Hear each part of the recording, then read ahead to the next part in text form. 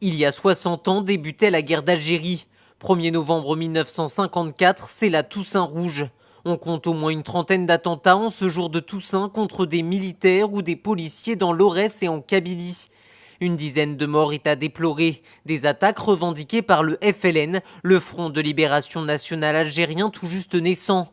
Dans un contexte de décolonisation mondiale, le mouvement prône l'indépendance du pays, divisé en départements français et n'hésite pas à utiliser la force.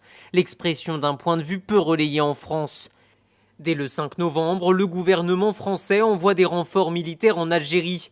Les hommes politiques français font preuve d'autorité. L'Algérie, c'est la France, des Flandres jusqu'au Congo. S'il y a quelques différences dans l'application de nos lois, partout la loi s'impose et cette loi est française, déclare François Mitterrand, alors ministre de l'Intérieur, le 12 novembre 1954.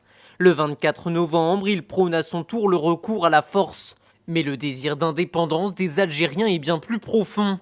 Les racines du conflit sont déjà visibles 10 ans auparavant, avec un massacre beaucoup plus meurtrier. Le 8 mai 1945, la France fête la capitulation nazie. En marge d'une manifestation dédiée à l'événement à Sétif, ils sont plusieurs milliers à exprimer des revendications patriotiques. À bas le fascisme et le colonialisme, peut-on entendre dans le cortège. Certains vont jusqu'à brandir un drapeau algérien, malgré l'interdiction, comme le jeune Bouzid Sahal, qui sera abattu d'une balle tirée par les soldats français. S'ensuivent des émeutes autour de Sétif, c'est l'escalade, la répression est violente, on parle d'environ 10 000 morts, et ceux qui ne seront pas tués seront au mieux humiliés. Des répressions qui vont amener les différents leaders à radicaliser leur combat jusqu'à mettre en place et en action le FLN lors de la grande insurrection de la Toussaint de 1954.